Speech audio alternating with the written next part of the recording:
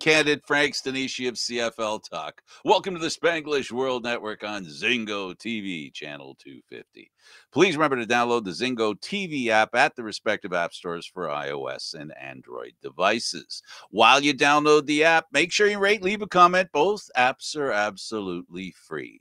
Zingo TV is available on Google Chromecast, Amazon Fire, Fire TV sticks, Roku sticks, and also on all smart TVs 2016 forward. Now joining me, the one, the only, the guy that makes this whole thing work, David Morassutti. How are you doing on this really, really rainy evening? Yeah, it's been raining all day, and I've been out there, and I got a bum knee, and the knee's getting bummier. Is that a word, bummier? No. Probably not. Bummery? No. Something. I don't know. It's not feeling good anyway. Yeah, so here we are. Week 1 is just around the corner. And it finds for openers, week 1, of course, the Argos are going to be not playing, so you and I don't get to go to BMO to check out a football game or watch a game with them on TV because it ain't happening for them. But regardless, there were some games that happened this week, and they were included in the mix. Mm-hmm. There were 5 games played, 10 teams played, but there's only 9 teams in the league. Oh, yeah, Saskatchewan played twice. How do you like that? Man, it was such somebody was asking me about that. They're like, a Tuesday game, a CFL game on a Tuesday? That's a CFL thing. I'm like, CFL has 9 teams. They got to get everyone to play all 2 of their games. And that's one way to do it. That's what happens when you have a small league that's on an uneven number. See, if there are more teams, it wouldn't matter as much, right? Because It wouldn't happen as often to a team. So, it'll be great when Halifax joins the group, which is going to happen. I have faith. I believe Halifax will join the Canadian Football League. Did you hear that the CFL appointed a new chair to its board of governors? Yeah, Mel Lastman is no longer with the board. Yeah, his replacement, Scott Banda. Don't know this gentleman too well. You don't know him too well? Well, he's retired from what he was doing. I'm looking here at the press release that the CFL provided, and thank you, CFL, for providing it. So it says here the CFL has appointed Scott Banda as the 40th chair of the Board of Governors. Banda, who recently retired from CEO of Federated Cooperatives Limited, that's FCL, which isn't the CFL. You said jumbled letters. It's almost the CFL. Brings to his new role extensive experience as an executive, legal counsel, and board member, along with a passion for sport and a reputation for prioritizing people and community. So he's honored to be a part of this. We got to have this guy on the show. We got to find out what's on his mind. We're going to find out how he's steering this organization, because we just heard on one of the partners, Larry Tannenbaum. Did you hear what he said? I was gonna hope you were gonna bring that up, because I thought that it's brought up. I was not surprised. Shock. First of all, to hear him say something. That was probably the surprising part, because Frank, you and I know that MLSE hasn't been very vocal and very public about the Argos in terms of, they've been trying very hard to keep this, they're going to support the Argos, but everything that happened, with the XFL stuff, we hadn't heard anything from MLSE concrete about it, right? Right. It's kind of, so maybe we should give a little bit of context for this interview. So Larry Tannenbaum did an interview with the Globe and Mail, and the title of it was mainly about the Leafs, right? The headline: MLSE chairman Larry Tannenbaum feels Leafs fans' pain, promises a Stanley Cup.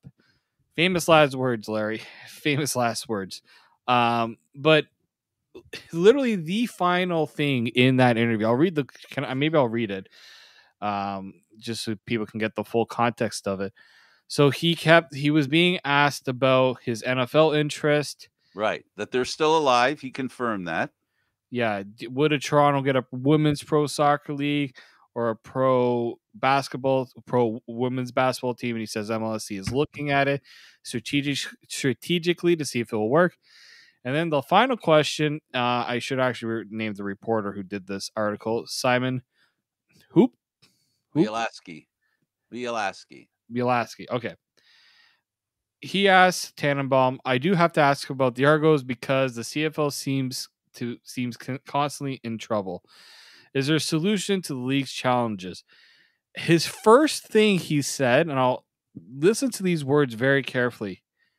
Yeah, I thought so, and I was working on it. Past tense. But I'm not sure there's alignment among some of the other ownership groups of the 8 other teams. The community-owned teams seem to be satisfied with what's happening in the CFL. Right. So we're working to see how the Argos fit into that scenario. I'm not happy with it. I'm not happy with the structure of the league. My concern is in the major cities of Vancouver, Toronto, and Montreal, it's not attracted to the younger fan engagement. Right. You look at value creation, and quite unfortunately, these teams are not worth that much money.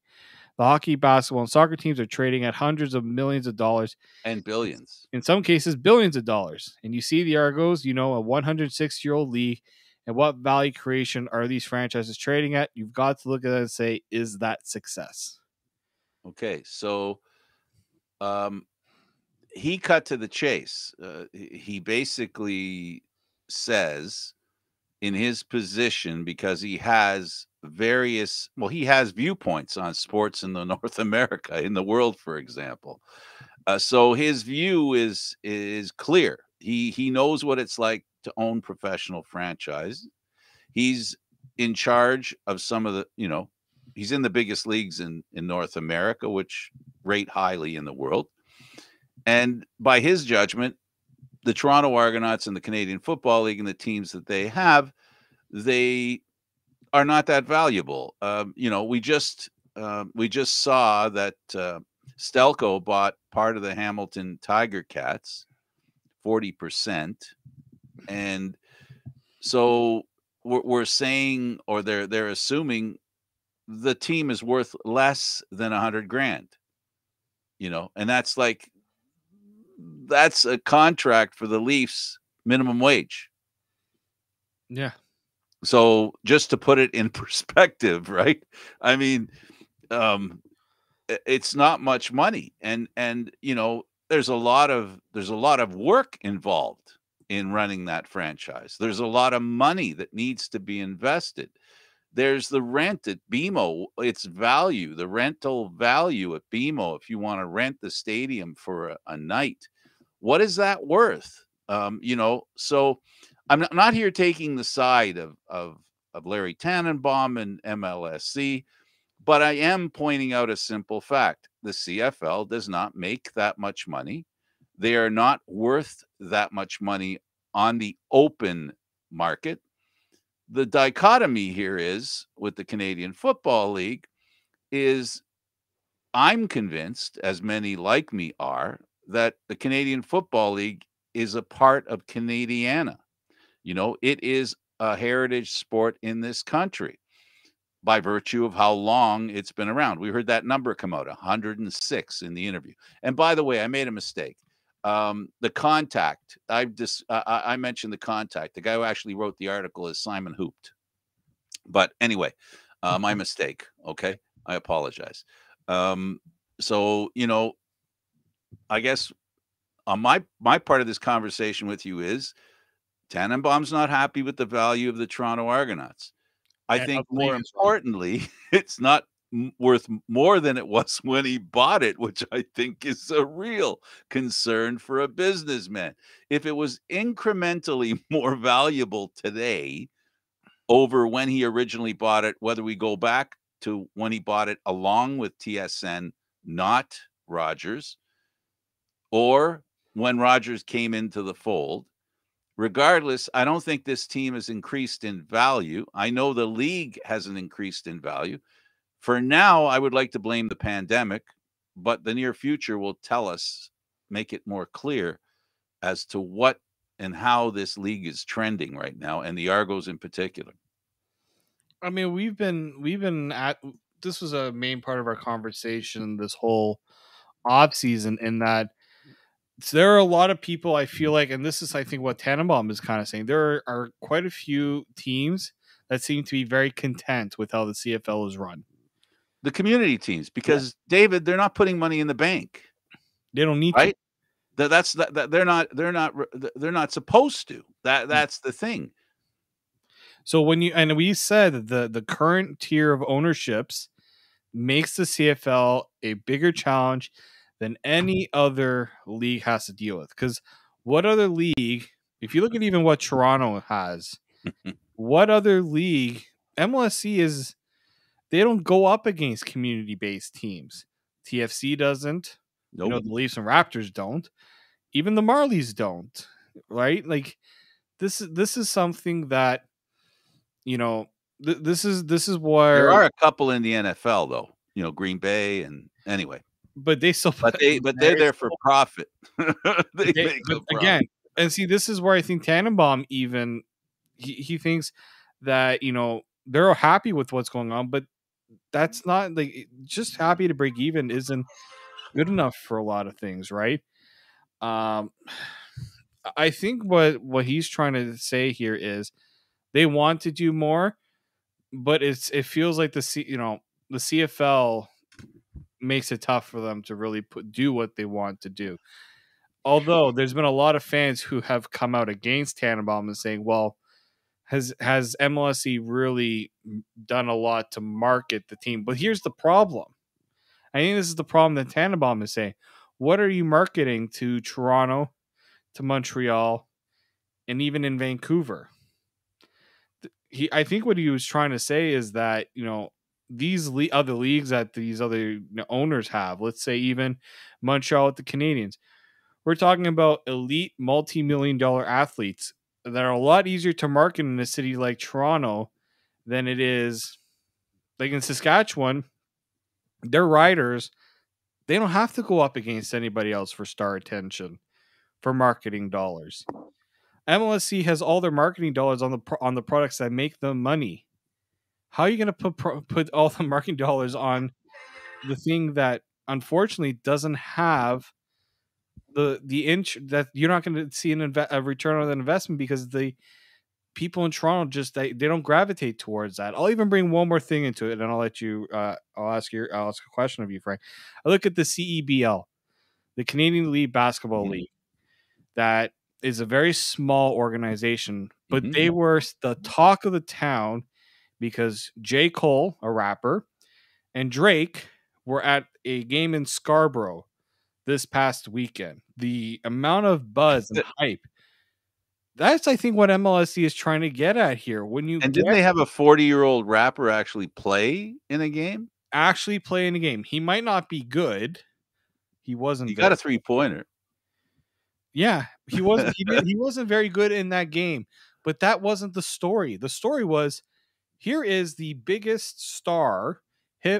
Drake is the biggest artist in Canada right now. Right. In Canada, he was at this game. His like fingerprints are on this league as well. They did a good job of capturing that and marketing that. What MLSC is probably trying to say is we need that. That's what we need to sell the Argos.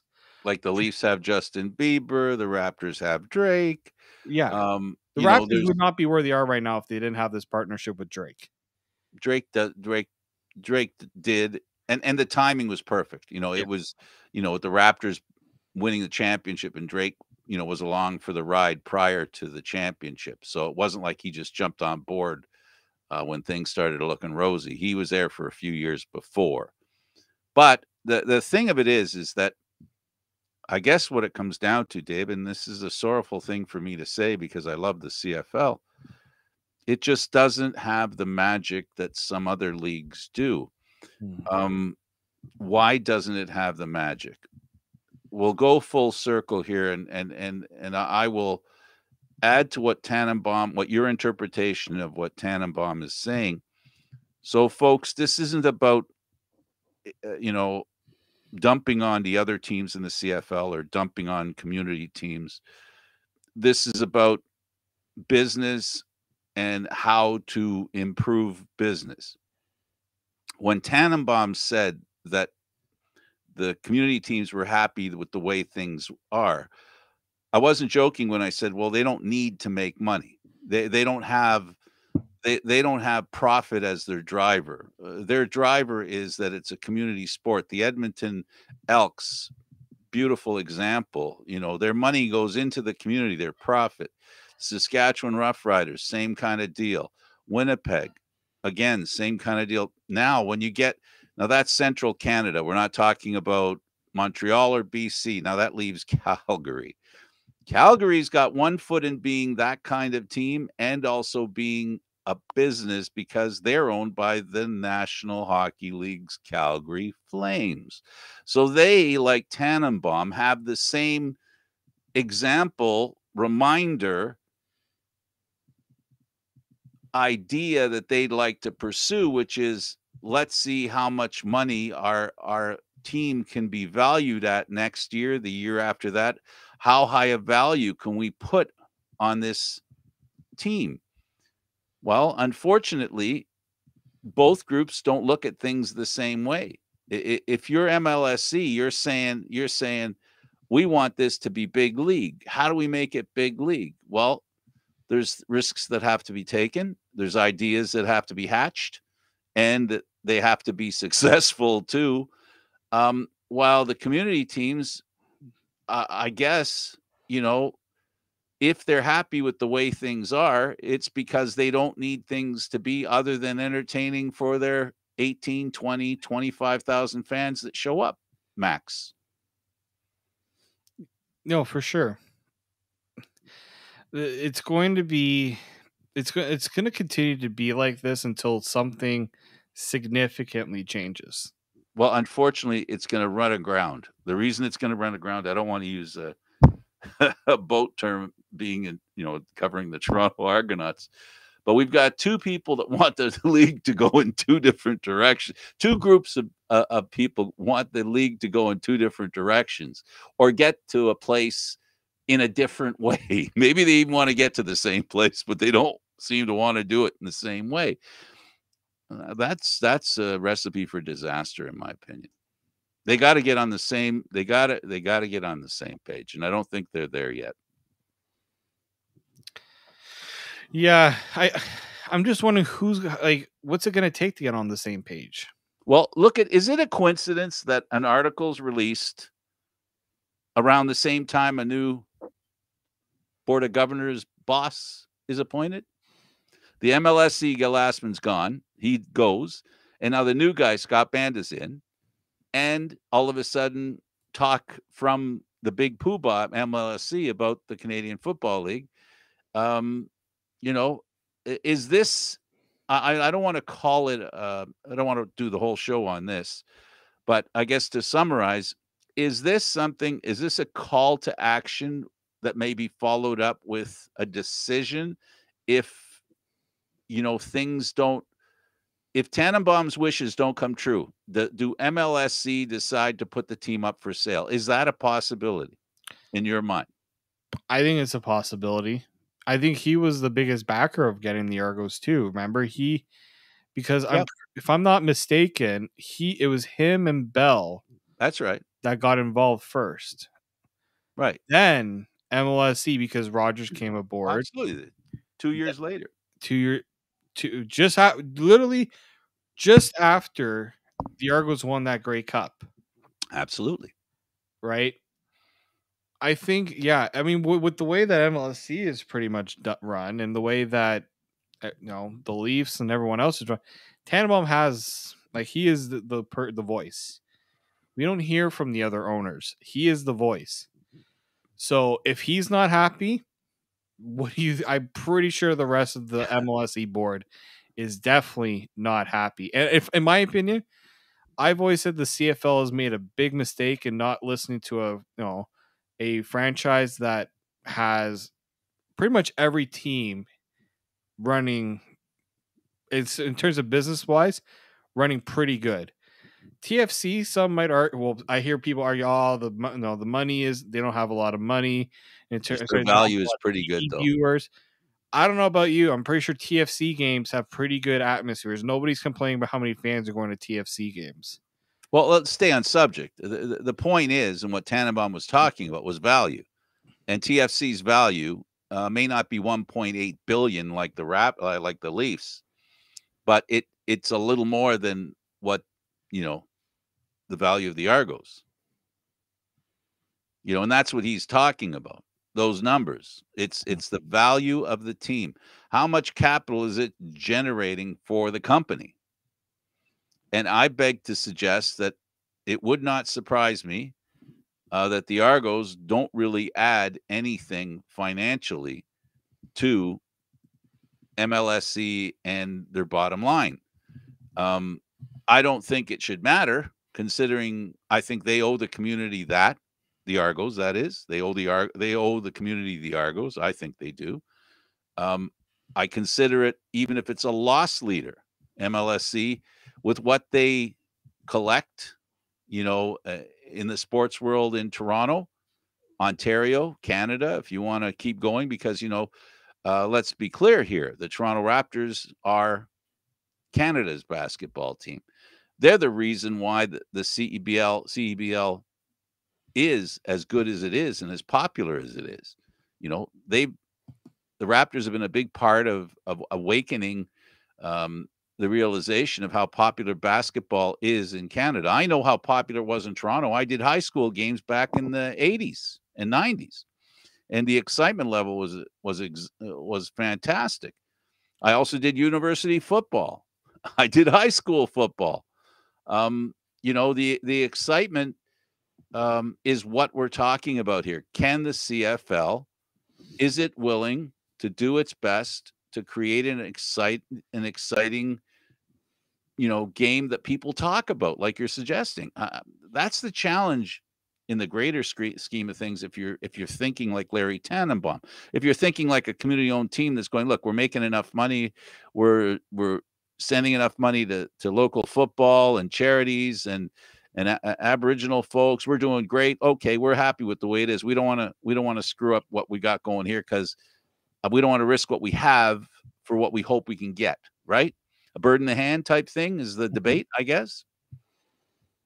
Yeah, well, I mean, I think that's probably also where the disconnect is, right? At least in Canada, we know that there's a connection between people who play hockey and those who watch the Leafs. People who play basketball watch the Raptors. People who play soccer watch TFC.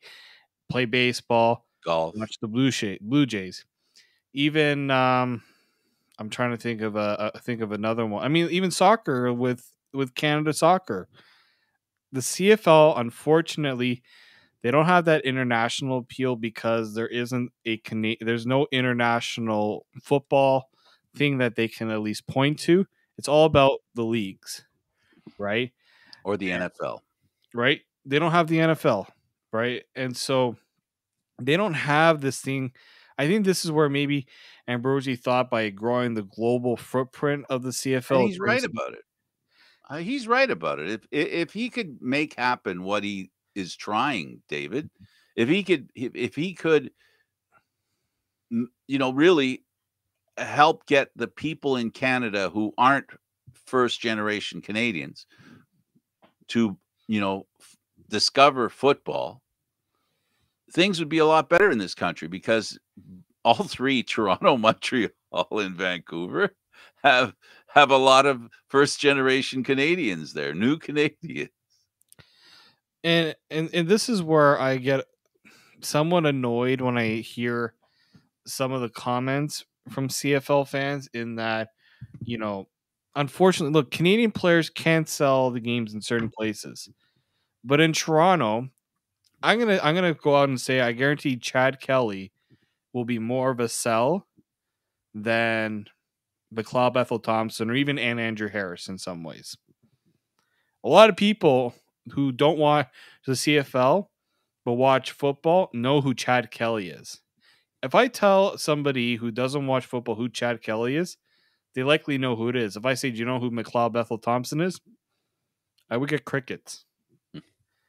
I would get, and that's not a shot at McLeod Bethel Thompson. It's the reality of the CFL exposure, And okay, cachet. How and about use that cachet word too? is nowhere near. And Chad Kelly was a star in the NCAA. He was not a star in the NFL, No. right? But he had the cachet because he was a good player in the NCAA.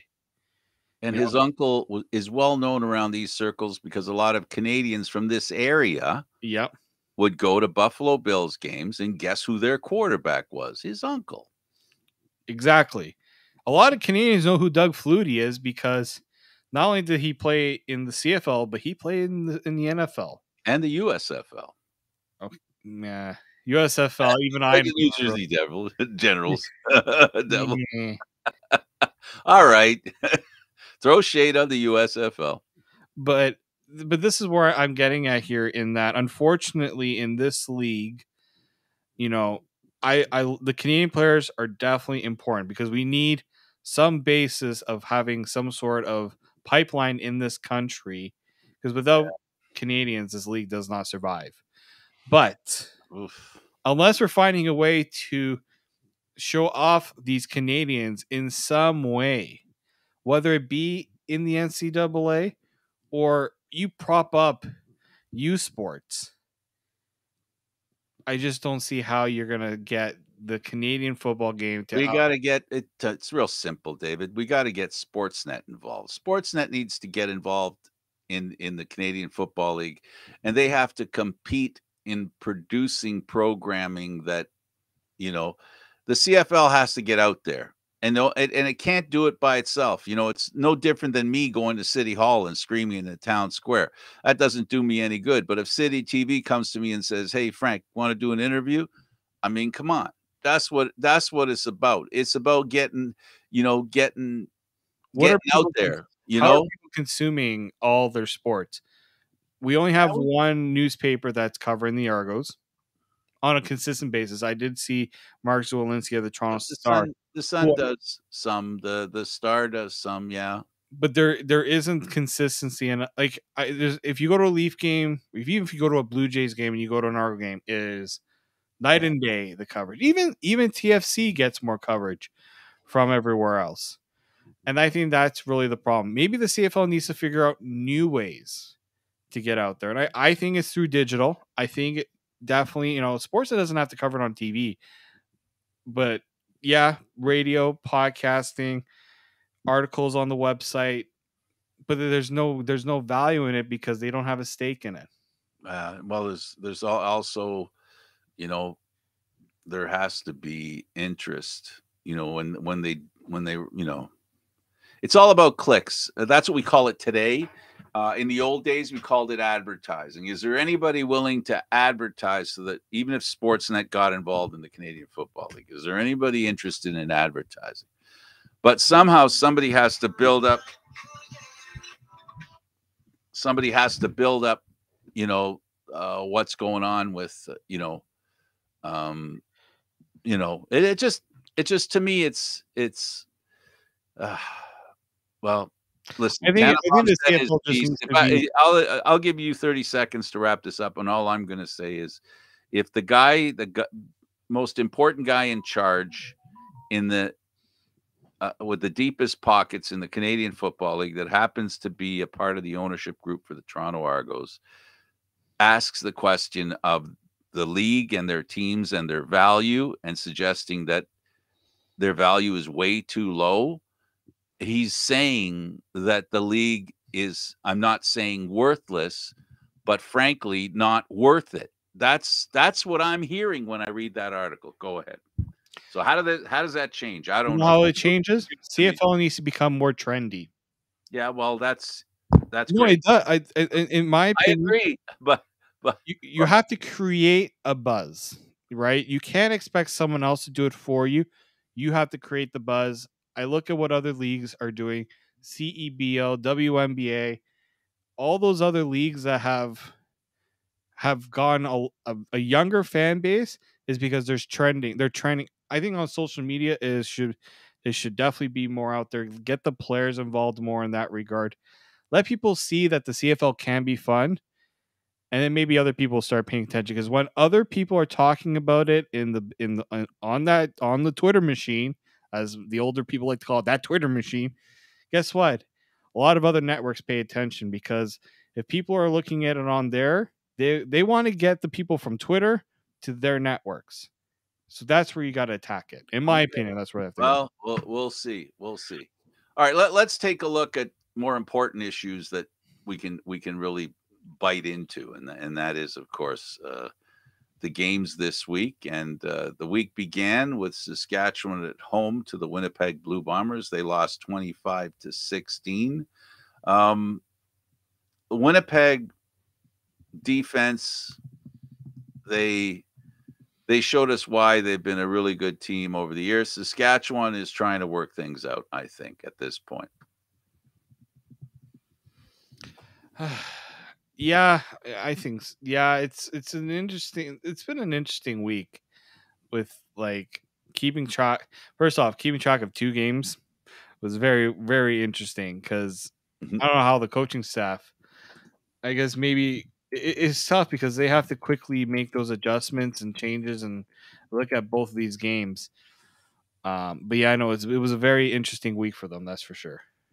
Absolutely. So, well, Dakota Prukop, who spent some time in Toronto, um, he was 7 to 12, 215 yards, not bad. Drew Brown's the guy that's supposed to do it for them, and Dakota. I've always had this idea that Dakota's a big play quarterback, and you know, um, I think he showed in this game that he does have that ability. Yeah, you know what? Like it takes some guys. It takes a little time to get there. Um, with the right opportunity, I think yeah, Dakota Prukop can be, at least for Winnipeg. If I was Winnipeg, there's no doubt that Dakota Prukop is my backup now.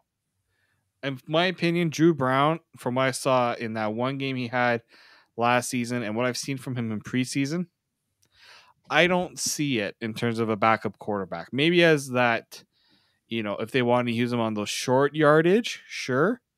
But I think Dakota Prukop has proven to be a more exciting player. He can create both with his legs and through the air, which I So is that's he not is he a third and short option? Do you think? for Because Dakota. that's the backup. They always look at the backup. That's an advantageous ability. If he's one, I think he could probably do it. Whether he can or uh, whether that's what they want him to do, They got an interesting situation. Like Drew Brown's a better short yardage guy than I think he's a better candidate for that. that's what I also hate too. I don't want to see a guy make the team because he's a better at the short yardage and not because he's the better quarterback.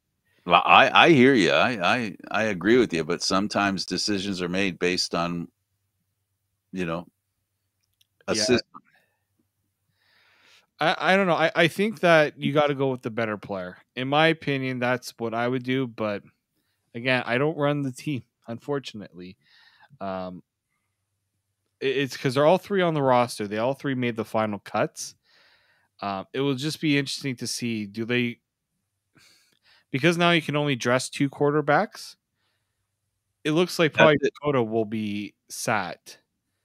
But if Zach Claros goes down in a game, if you're a Winnipeg fan, are you more convinced that, oh, Drew Brown is the guy we have to go with because the other guy has to be sat because we need a third yardage quarterback? I know. I know. It's an issue. It's an issue. I like the kid. Um, well, goodness, he carried the ball 6 times for 74 yards, almost half of it on one carry.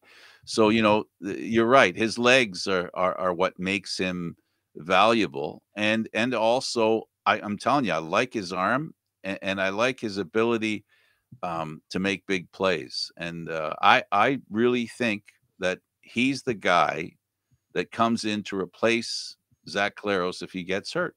I truly believe that. Drew Brown's an old fashioned drop back passer. That's who he is. Mm-hmm. So Yeah, it'll be interesting. Um, what did you think of, or what do you think of the quarterbacks that played for Saskatchewan? Mason Fine, Jake Dolegala, and Troy Williams. Mason Fine had the better statistics in that game. He did. He definitely did. He was, he had a decent night on the ground too. Um, with Saskatchewan, it's interesting because do I see any of them as that guy that can again step up? We all think about Cody Fajardo has been very durable in his career, but we also know Mhm. that he's had very close calls as well, Yeah, yes, uh, right? And so absolutely. We I also know that he tempts fate as well. He's the third down quarterback, right? On first down. exactly right. So he's the guy that you can have out there. Um, I think it'll likely be fine that you'll see back there because first off, he took more of the snaps. He had more of the completion. No, he just got more of the playing time. So that's where I would lean towards. Uh, that's I think I don't want to say it because it'll be such a punny thing, but I think he will be fine. Oh, very funny. Uh, Okay. but yeah, You know what else is fine? The pardon. running game for Winnipeg. They Oh ran for 194 yards. yeah, Saskatchewan's a pretty it good run helps defense. when Prukop was the leading rusher at 74 yards. There you go. But They figure out a way to run the ball. This is the thing about Winnipeg, they run the ball down your throat and then pass you to death. yeah, I think that's going to be what keeps. I mean, that's what's kept Zach Hilaro's upright quite a bit is the fact that you have to respect the run game with them. Yeah, good for them. So Saskatchewan loses their first of two in 1 week, in less than a week, that is. They lose 25-16 to Winnipeg. The next game is Ottawa against Montreal. This was a back and forth affair. Yep. Two teams, one that we expect to take a step forward because it's the way they've trended, they being the Montreal Alouettes. And you and I both have preached the value of what the Ottawa Red Blacks have done in the offseason. Sean Burke has been active and has made all what I consider all the important moves, starting at quarterback.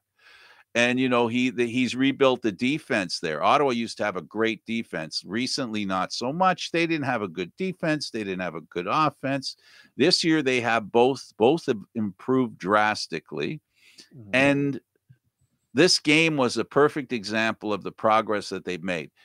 The Montreal Alouettes came into this game at home with serious intentions of winning. They brought a lineup that should have won this game. Ottawa almost stole it, David. They did. This was an interesting game because I know that after the game there was some thoughts about the play of the quarterbacks for Oh boy.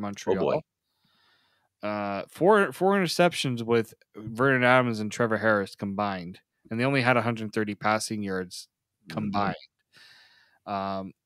I think first off, Ottawa's defense continues to be the strength of that team, and that's where I think they said if we can get a quarterback, it would make things a lot easier for us as a team with a defense like that. Um, I think it's funny because Caleb Evans had the worst Hmm. of the three appearances with the quarterbacks on paper. So I'm wondering, I'm wondering if he gets the backup role. I think he probably will. Um, but yeah, Ottawa, they made it very interesting because you know they kept it close. They both kept it close, and Montreal just barely squeaked it out. And I think if you're a Montreal fan, this is going to be a very interesting story. When you have two starting quarterbacks, guys who can start on the roster, there's going to be the talk. And Kahari Jones actually had to come out and say, Uh-huh. Vernon Adams Jr. is our starting quarterback. Mhm. And I thought He had that the was 3 interceptions in one game.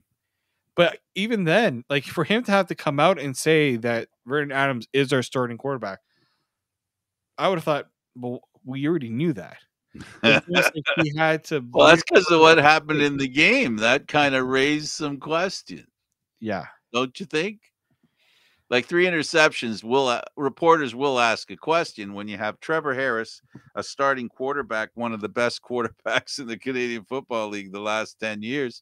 He's on your team, and the starting quarterback's the guy that, you know, just threw 3 interceptions. So, and, his throwing percentage, 50% isn't, his number is not that, great. Yeah, it's I find it interesting because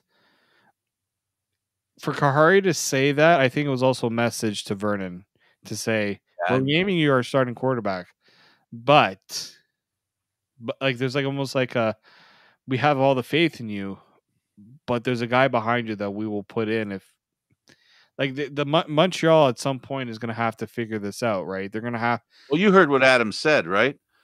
When they asked him, "Are you gonna start?" He says, "Well, it sounds like, I'm the starting quarterback." He didn't say it definitively, right? It was, "Well, it sounds like I'm the starting quarterback." It doesn't sound like, you have all your ducks in a row as far as, the faith of your coach. I think you're right. I think it's about confidence that the coach is mentioning his name just to keep him confident because you need 2 quarterbacks in the Canadian Football League. you do. That's why like when we talked about those other teams, um, I feel like some teams just are just like they're gonna throw darts on a board and see which one hits closest to the middle, right? Yeah, well, we're gonna have some nice conversation down the road a little bit if we can sneak it in. Okay, so Vernon Adams is starting quarterback for the Montreal Alouettes. I wouldn't count on that 100%. They beat the Ottawa Red Blacks at home 27-26. Good for them. They lined up opposite of BJ Cunningham. All I can say is BJ Cunningham, a forever Montreal Alouette, finds himself wearing the red and black. Well, the interesting part too is that Quan Bray was released, Yeah. so like And I then they picked up Chandler Worthy. yep, which I'm glad to see Chandler Another shot. get another shot. We always like that. We never like to see guys lose their jobs. Um, I find it interesting because Montreal has talent, but it's a lot of raw talent. Like we know Cunningham is what he can do. Yeah. Um, Big play guy. yeah, they got a lot of guys that can make plays, but can they get it? It's almost like the time. It has to be timely too Yep. in a way Absolutely. for this team. And so, I like. I'm also a big fan of the of their with Tyson Phil. Tyson, oh my god, I don't want to Philpott, sorry. And obviously Eugene Lewis. They got a good mix of both veterans and young guys that can kind of work together. It's just can the quarterback elevate them? Or are Absolutely. they gonna have to elevate the quarterback? Well, I think you can do both. Let's move on to the Argos and Ticats. Argos. This was, I mean, just replay a couple of the games last year. This game wasn't on TV, so for those of you that missed this game, just replay a couple of other, field goals at the end of the game to win it for Toronto over Hamilton. This talk about trending. Yeah, I mean, boy, Boris Beatty, I think he remains Worth the every Argos' most valuable player going into this year. worth every cent. Yeah, if somebody was like, "Oh my god, like how many, how much do we have to pay for, you know, a guy to be how much you're paying for a kicker?" And I'm like, "Well, guess what? If you're gonna get all those, if you're gonna get all those, if you need to get points, you got to get it from someone, right?" And the Argos have struggled to get touchdowns. I think their defense is going to Good. be good this year.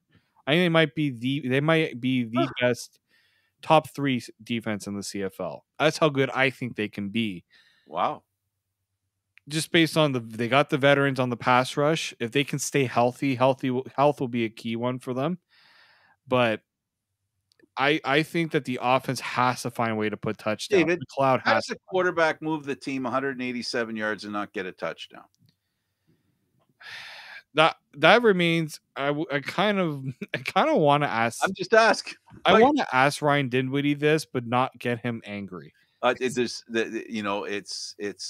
a question that yeah, it'll draw a lot of ire, but I think it's a legitimate question. If you've got a quarterback that's moving the team 187 yards and there are no touchdowns, it begs the question.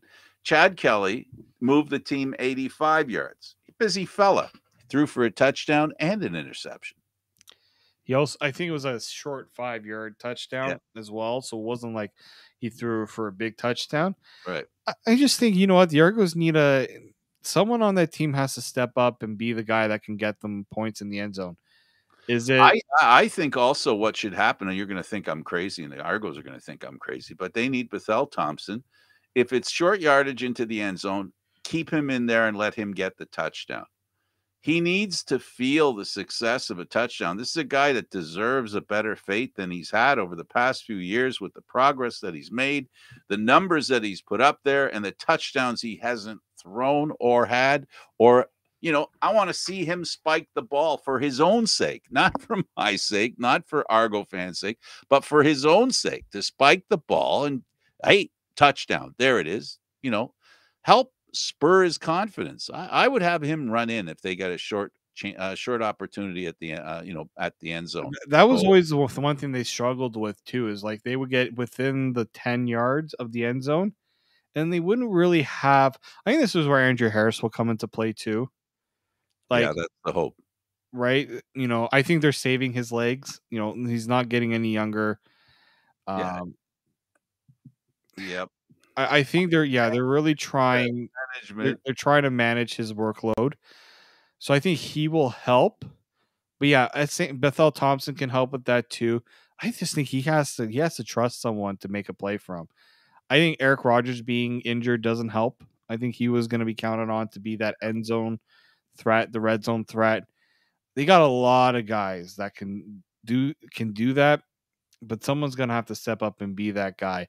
Yeah, I just don't think it isn't because Bethel Thompson can't. It's because he hasn't. It's like he is, he needs that breakthrough moment, where, that confidence will shoot up. He is a very proud guy. He's a guy who takes things. He takes things to heart. I think you and I can agree on this. He's a guy who cares a lot, and he's very passionate. And we saw what happened at the end of last year. That wasn't a guy who was angry. That was a guy who was hurting. If you know Macbeth at all, this isn't an angry guy. This is a guy who's hurting, who wants to help the team. The team means everything to him. So that's why I'm saying, let the guy punch it in. Let him spike the ball, and let's go from there and see what happens. I think Ryan Dinwiddie would want nothing more than to see Bethel Thompson. I don't think he really. I don't think at this point Argos fans would care if he passes it into the end zone or if he runs it in. As long as he gets it in the end zone. A lot of people have it in for him because of the fact that it's clear. I mean, they see the same numbers we do, David, and they get to decide how they feel about it without caring about looking people in the face when they ask a question. It's really easy to be a fan sometimes, and to cover the team is a little harder because now we're dealing with the human side, because I'm looking at a human being. I'm not looking at a guy who's a football player on a team that I don't know anything about or don't know.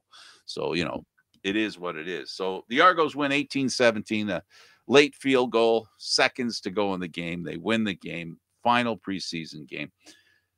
We talked about Calgary all this offseason, talking about how this is a team that, if there's a team that's motivated more than Calgary, please show me which team it is.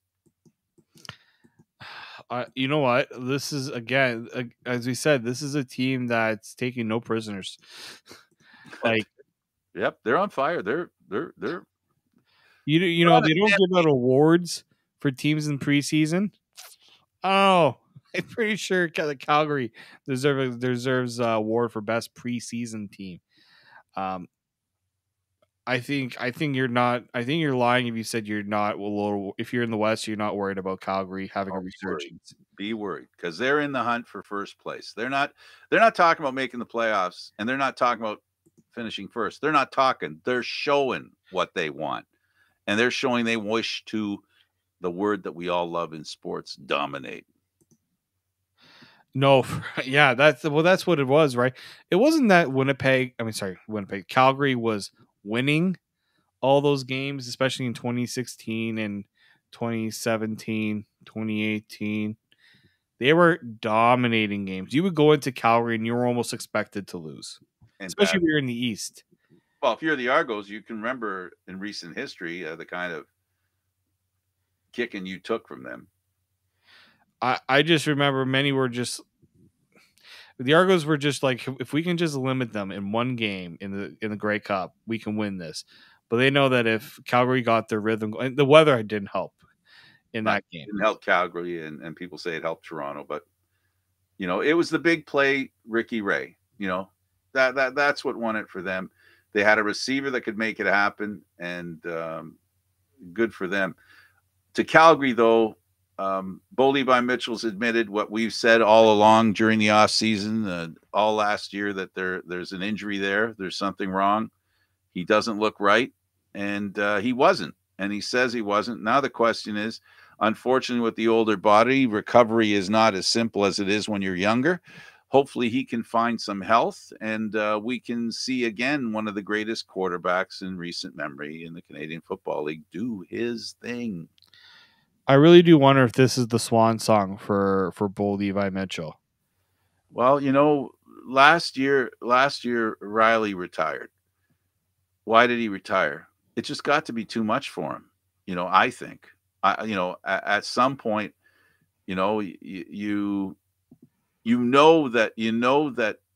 don't have that many kicks at the can. That the steam room can only help so much, ice can only help so much. Health is a priority in people's minds.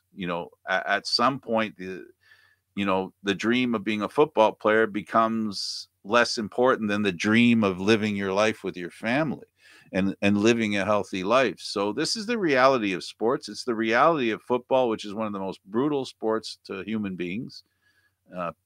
Post-career football players, I think, are the ones who are the most challenged physically. They need to be admired, and that's why I admire football players, because they really are committed. No, they definitely are. I think the fact that he didn't want to give up easily, I think it shows. Some people say, "Oh, why doesn't he? Why doesn't you know what? He's had such a great career. He's accomplished a lot. Why isn't he just if he's not physically able to do it, why is he continuing?" There's a pride element to it, right? You kind of want to give it all you got, and you want to be able to say for yourself, "Okay, I've done all I can. I know it's done for me." Yeah, absolutely. If there's still a desire, look, Ricky Ray was another one of those, right? I think Bo Levi Mitchell and Ricky Ray are kind of similar in that regard, because many people thought Ricky Ray should have retired after 2016. The punctured one. Right? I remember that season. It was a lost season for the Argos. He had brutal injuries. What did he do? He came back in 2017 and he won the Grey Cup. Okay, we'll have to leave it there. BC Lions beat the Saskatchewan Roughriders 20-18. The BC Lions played the way many of us hoped that they would. Their new owner has tried to build a team. Their belief in O'Rourke, I think he looked really good in that game. I give Him you and O'Connor. seconds. I think the going with the two young Canadians. The first game didn't look so great. Second game, okay, that's what we expect. A little bit better. Dominic Rhymes, I thought he looked really good in that game. The 45-yard catch. I think this is going to be the most exciting team to watch, but also the most volatile team to watch, because I think they're going to try to be the most exciting team in the league, and it can pay off dividends, or it can. And Burnham and Rourke have to develop a rapport, because that's the guy that stirs the drink. Thanks, David, for this. No problem, Frank. I'm Candid Frank Stanisci. Thank you for watching CFL Talk, airing live Mondays at 9 p.m. Eastern Standard Time. This show can also be heard on the Spanglish World Radio Network. For CFL Talk, news, entertainment, and other sports programming we offer, please check out spanglishworld.ca. Spanglish World. Watch it, hear it, read it, download it, and live it. Thanks for watching, everybody. I'm Candid Frank.